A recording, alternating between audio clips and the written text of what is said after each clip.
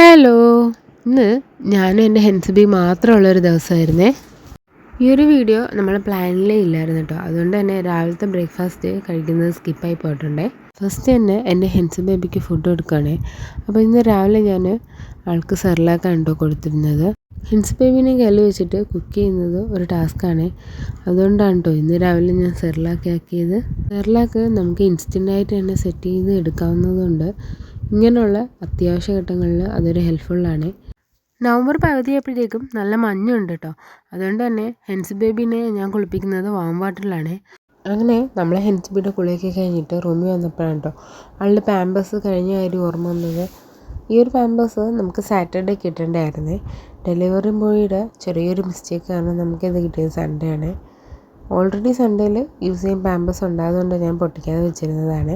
അപ്പോൾ ഇന്ന് ഞാനത് ഓപ്പൺ ചെയ്ത് വെച്ചിട്ടുണ്ട്.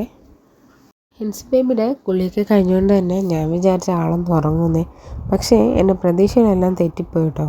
ആൾ പാമ്പേഴ്സും വെച്ചിട്ട് കളിക്കുമായിരുന്നേ.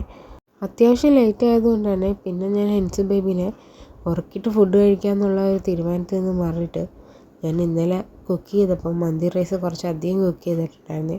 അപ്പോൾ ഞാൻ ആ ബാക്കിയൊന്ന് മന്തി നന്നായിട്ടൊന്ന് ചൂടാക്കി എടുത്തിട്ട് അച്ചാറും ഇട്ടിട്ട് കഴിക്കുവാണേ.